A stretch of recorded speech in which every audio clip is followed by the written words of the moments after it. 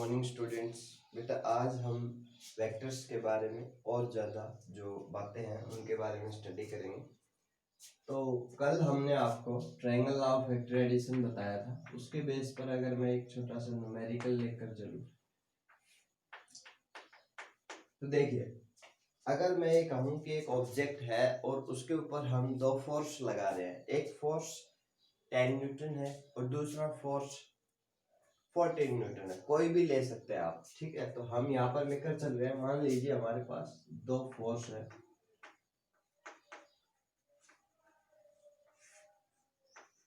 एक फोर्स है हमारा 14 न्यूटन, एक फोर्स है 10 न्यूटन। क्लियर। अभी हमें कैलकुलेट करना है कि जो मैक्सिमम फोर्स है वो कितना होगा और जो मिनिमम फोर्स है वो कितना होगा। अभी हमें इन दोनों फोर्स के बीच का जो एंगल है वो नहीं पता है, हमें ये बताना है कि किस एंगल पर करें कि इनके बीच में जो फोर्स है वो मैक्सिमम हो और किस कंडीशन में मिनिमम फोर्स हो। तो हमें पता है कि मैग्नीट्यूड कैलकुलेट करने के लिए हम डायरेक्ट यूज करते थे रिजल्टेंट वेक्टर का magnitude a square plus b square plus 2ab cos theta। Same है a square plus b square plus 2ab cos theta। इसका मतलब फोर्स मैक्सिमम होगा, सारी चीजें सेम है, सिर्फ चेंज क्या हो सकता है, cos थीटा की जो वैल्यू है वो चेंज हो सकती है। क्लियर। तो हम यहाँ लेकर चलते हैं कि फोर्स जब मैक्सिमम होगा तो इसका मतलब cos थीटा मैक्सिमम होगा और cos थीटा की जो मैक्सिमम वैल्यू है वो हो सकती है 1। सेकेंड, जब फोर्स मिनिमम होगा रिजल्टेंट फोर्स, इसका मतलब cos थीटा की वैल्यू मिनिमम होगी जो कि -1 हो सकती है। अब यहां से हम लेकर चलते हैं कि जो रिजल्टेंट फोर्स आएगा हमारे पास मैक्सिमम, वो क्या हो सकता है under the root a square plus b square plus 2ab which is equals to under the root a plus b का होल स्क्वायर, स्क्वायर से अंडर द रूट कैंसिल, यानी कि क्या आया a प्लस b। a की value हमारी 14 थी, b की वैल्यू हमारी 10 थी, यानी कि 24 न्यूटन। जो फोर्स मैक्सिमम हो सकता है वो हो सकता है 24 न्यूटन और इसकी डायरेक्शन जो होगी वो किधर होगा, अलोंग ए वेक्टर, क्योंकि जो बड़ा वेक्टर होता है उसी की तरफ हमेशा रिजल्टेंट वेक्टर होता है, चाहे आप सम करें चाहे आप माइनस करें। अभी जो मिनिमम जो फोर्स आएगा हमारे पास वो again under the root a square plus b square plus 2ab cos, इस बार जो cos थीटा है उसकी वैल्यू क्या होगी मिनिमम, और मिनिमम वैल्यू -1 हो सकती है। तो यहाँ से हम डालेंगे, ये क्या बन जाएगा हमारे पास a square plus b square minus 2ab बन जाएगा, यानी कि a माइनस b का होल स्क्वायर, स्क्वायर से under root again cancel, then a minus b। a की वैल्यू हमारे पास 14 न्यूटन है, b की वैल्यू 10 न्यूटन है, तो इसका मतलब जो a माइनस b है वो 4 न्यूटन होगा और उसकी जो डायरेक्शन होगी वो अगेन जो बड़ा वेक्टर है उसकी तरफ होगी, यानी कि अलोंग ए वेक्टर होगी। क्लियर। तो ये एक छोटी सी बात थी, छोटा सा न्यूमेरिकल था जो हमने सॉल्व किया। इसके बाद आता है condition for zero resultant vector. अगर हमारे पास दो वेक्टर्स हैं, हम कब कहेंगे कि उनका जो रिजल्टेंट है दो या दो से ज्यादा वेक्टर्स हैं और उनका रिजल्टेंट वेक्टर हम जीरो कब कहेंगे। देखिए,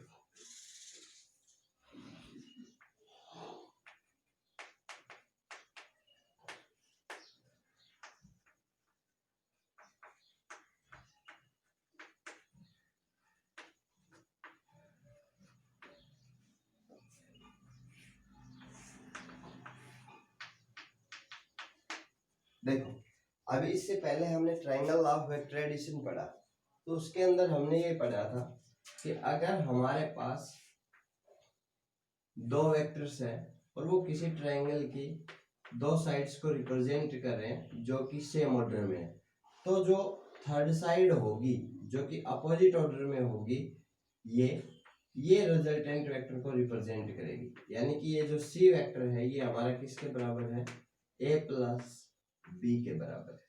क्लियर। अभी अगर मैं इस डायरेक्शन को, ये ए वेक्टर ये बी वेक्टर, देखो ये जो वेक्टर है ये जरूर ए प्लस बी के बराबर है, लेकिन इसका जो ये अपोजिट होगा, ये जो वेक्टर होगा, ये वेक्टर किसके बराबर होगा, minus C vector. Clear. Negative हमने डायरेक्शन क्या ले ली, अपोजिट ले ली। क्लियर। ये अगर सी वेक्टर है तो ये माइनस सी वेक्टर। अब हमें पता है कि माइनस सी वेक्टर किसके बराबर होगा, क्योंकि सी वेक्टर किसके बराबर था, ए प्लस बी के बराबर। तो ये आ गया हमारा negative of A plus B. अब अगर मैं इनका सम करूं तो मेरे पास क्या आएगा, A vector plus B vector plus minus C vector. Clear. बराबर। अब देखो ए प्लस बी वेक्टर किसके बराबर था, सी वेक्टर के बराबर। इसका मतलब हम सी वेक्टर में सी वेक्टर का ही नेगेटिव जोड़ रहे हैं, तो हमारा आंसर क्या आएगा, 0 आएगा। क्लियर। तो यहां से आप देख सकते हैं कि condition for zero resultant vector. तो आप लिखिए if three vectors, if two और more than two, if more than two vectors, या हम कह सकते हैं 3 वेक्टर्स या 4 वेक्टर्स, जितने भी हो, if more then 3 vectors are acting at a point at the same time and we represent them as a vector in magnitude and direction as the three side of a triangle taken in same order, then their resultant is 0। ठीक है।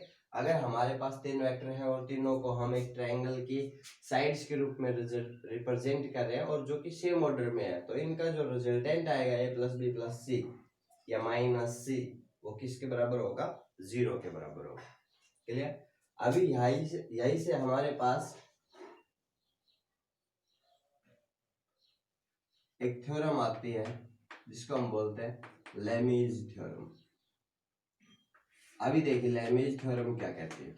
Lami's theorem कहती है कि if three forces acting at a point at the same time, then the force is then each force is directly proportional to the sine of angle between other two forces। यानी कि देखिए इस तरीके से हमारे पास एक फोर्स इधर लग रहा है, एक फोर्स इधर लग रहा है, और जो एक फोर्स है वो इस तरफ लग रहा है। क्लियर। अभी मान लीजिए ये फोर्स ए है, ये फोर्स बी है और ये फोर्स सी है। ए और बी के बीच में जो एंगल है वो है गामा, बी और सी के बीच में जो एंगल है वो है अल्फा, और ए और सी के बीच में जो एंगल है वो है बीटा। क्लियर। तो लेमीज थ्योरम क्या कहती है कि ये जो तीनों फोर्स है इनको अगर हम एक ट्रायंगल के रूप में रिप्रेजेंट करें, ये फोर्स हो गया नीचे की तरफ, ठीक है। अभी एक फोर्स को हम इधर लेना पड़ेगा, तो हम इसको इस तरीके से बना लेते हैं। ये फोर्स हो गया हमारा ए वेक्टर, ये फोर्स हो गया हमारा बी वेक्टर, और ये फोर्स हो गया हमारा सी वेक्टर। क्लियर। अब देखिए ये जो तीनों फोर्स है ये किसी ट्रायंगल की 3 साइड को रिप्रेजेंट कर रहे हैं जो कि सेम ऑर्डर में है। तो सिंपल सी बात है हमारे पास जो इनका रिजल्टेंट होगा ए प्लस बी प्लस सी, वो क्या आएगा, 0 आएगा। क्लियर। अब इसके अकॉर्डिंग अगर 3 फोर्स लग रहे हैं और उनका जो सम है रिजल्टेंट है वो अगर 0 है, तो ऑब्जेक्ट जो है वो इक्विलिब्रियम में होगा। और साथ ही उसने कहा है कि भाई जो फोर्स है वो डायरेक्टली प्रोपोर्शनल होगा। According to Lami's theorem, each force is directly proportional to sine of angle between other two forces, बाकी के जो दो फोर्स है उनके बीच का जो एंगल है उसके एंगल के साइन के डायरेक्टली प्रोपोर्शनल होगा। जैसे कि हम यहाँ से लिख सकते हैं कि a upon sine alpha is equals to b upon sine beta is equals to c upon sine gamma. देखिए जब हमने फोर्स लिया a तो हमने एंगल लिया अल्फा जो कि b और c के बीच में था। जब हमने फोर्स लिया b तो एंगल लिया c और a के बीच का, और जब हमने फोर्स लिया c तो हमने एंगल लिया b और a के बीच का। यही मैंने यहाँ पर लिखा है, a upon sine alpha is equal to b upon sine beta is equal to c upon sine gamma. ये हमारे पास लेमेज थ्योरम है। अभी यहीं पर मैं जस्ट आपको बताता हूँ कि what are the condition for equilibrium.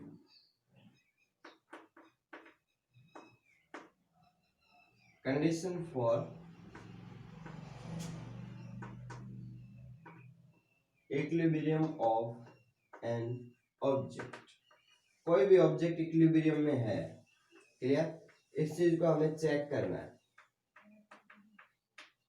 तो उसके लिए कुछ कंडीशन है। सबसे पहली कंडीशन है कि object at rest,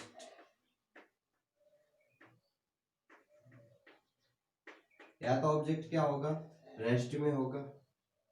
second, object possessing minimum potential energy, यानी कि जो पोटेंशियल एनर्जी है ऑब्जेक्ट की वो मिनिमम होगी, क्लियर। थर्ड हम लिख सकते हैं नेट फोर्स या resultant force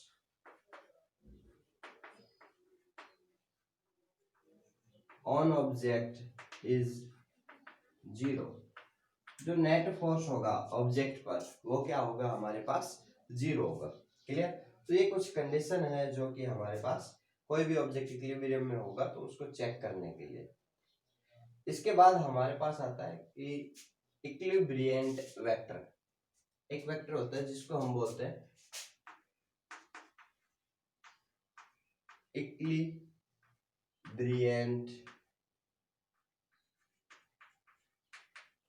vector.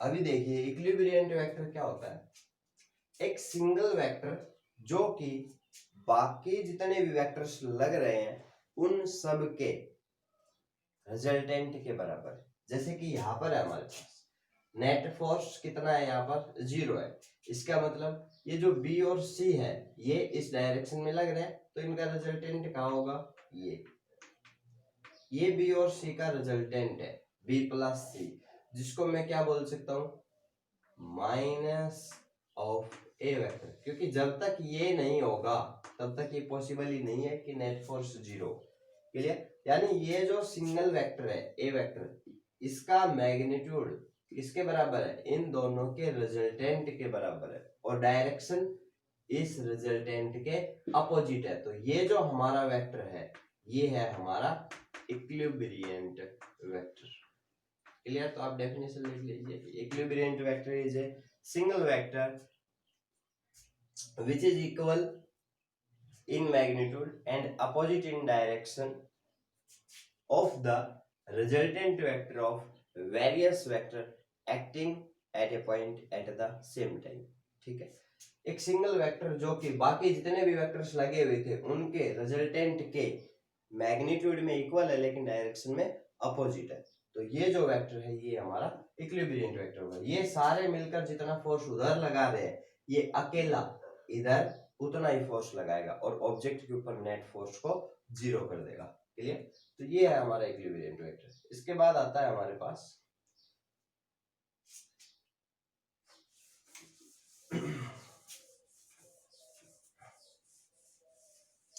some facts about vectors।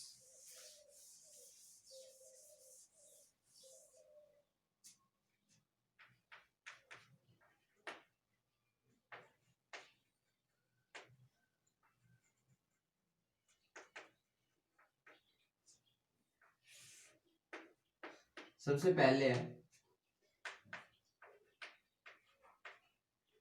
Vectors of same nature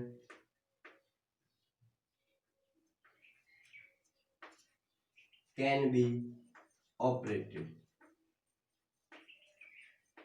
only.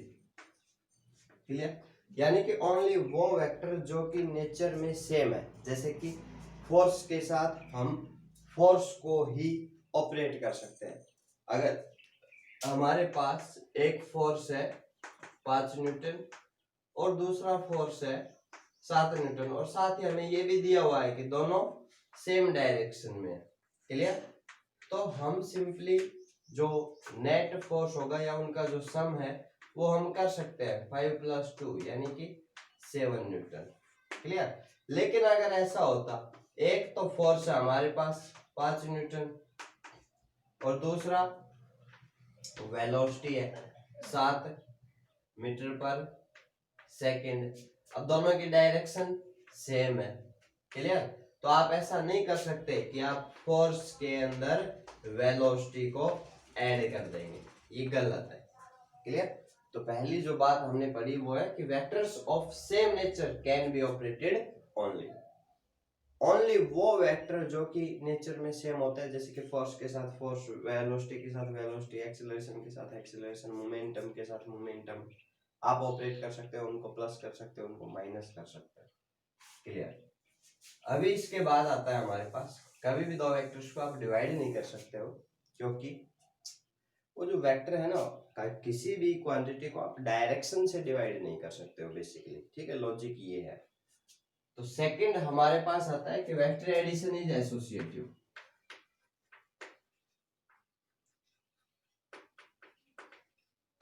Vector addition is associative. पहले हम कॉम्यूटेटिव पढ़ लेते हैं।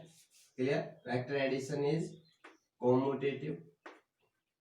देखो, अगर हमारे पास दो वेक्टर्स हैं, क्लियर, तो चाहे आप फर्स्ट वेक्टर में सेकंड वेक्टर को जोड़े, चाहे आप सेकंड वेक्टर में फर्स्ट वेक्टर को जोड़े, कोई फर्क नहीं पड़ेगा। क्लियर? क्या आएगा? इक्वल आएगा। ये जो प्रॉपर्टी होती है इसी को हम बोलते हैं कि vector addition is commutative. a + b = b + a। अगर इसको हमें सॉल्व करना है तो हम क्या ले सकते हैं? देखो, अब जैसे ये हमारे पास a वेक्टर है, एक दूसरा वेक्टर है हमारे पास ये b वेक्टर। तो सिंपल सी बात है, हम इधर भी बना सकते हैं, ये भी हमारे पास एक वेक्टर हो गया बी वेक्टर। क्लियर? और सेम इसी तरीके से हम इधर भी बना सकते हैं, ये हमारा हो गया ए वेक्टर। अभी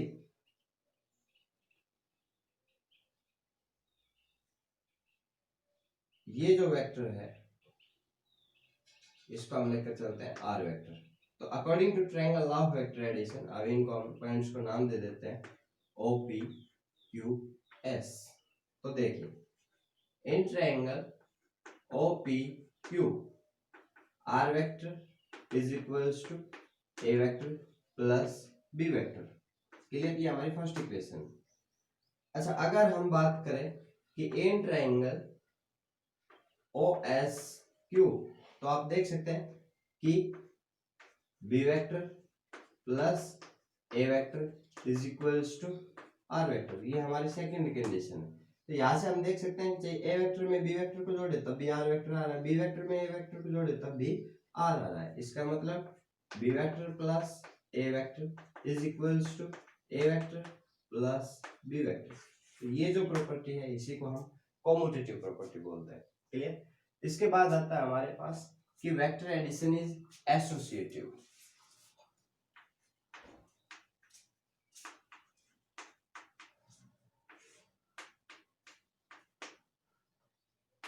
वेक्टर एडिशन एसोसिएटिव है, तो सिंपल सी बात आपको पता है, एसोसिएटिव प्रॉपर्टी को शो करने के लिए हम कम से कम 3 जो हमारी क्वांटिटी है उनकी जरूरत पड़ेगी। तो हम लेकर चलते हैं कि चाहे हम ए वेक्टर को ऐड करें किस में, बी वेक्टर और सी वेक्टर के सम में, तो वो बराबर आएगा किसके, कि अगर हम ए वेक्टर और बी वेक्टर के सम में सी वेक्टर को ऐड करें। क्लियर? तो ये जो दोनों है ये इक्वल आएंगे। क्लियर? इसी प्रॉपर्टी को हम क्या बोलते हैं? एसोसिएटिव प्रॉपर्टी बोलते हैं। जैसे कि ये हमारे पास एक वेक्टर है ए वेक्टर, ये हमारे पास दूसरा वेक्टर है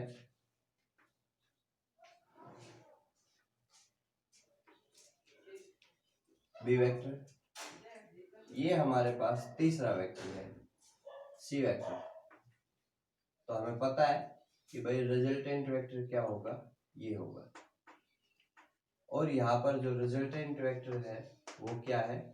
A vector plus B vector plus C vector. Simple है, किया हुआ है हमने, ठीक है, polygon law of vector addition. अब देखिए मैं क्या लेकर चलता हूं,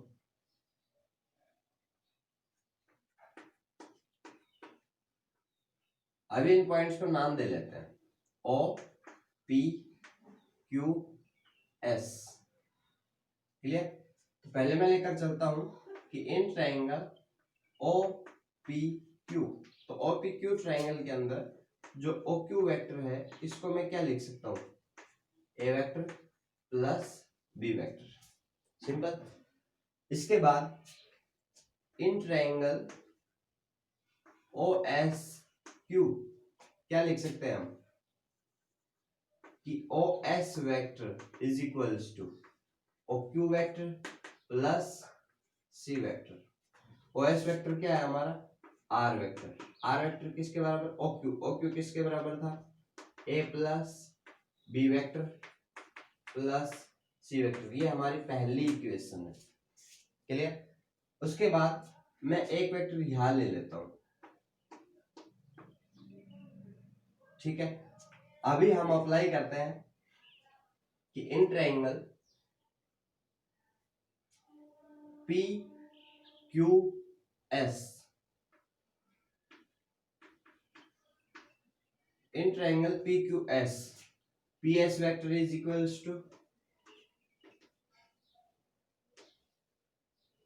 P Q vector which is B vector plus Q S vector which is C vector. यहां से अभी हम ट्राइंगल लेकर चलते हैं कि in triangle O S P triangle के अंदर हम लिख सकते हैं कि R vector is equals to A vector plus S P vector या पी एस वेक्टर। ठीक? अभी यहां से हम लिख सकते हैं कि R vector is equals to A vector plus P S vector को हम लिखेंगे B vector plus C vector.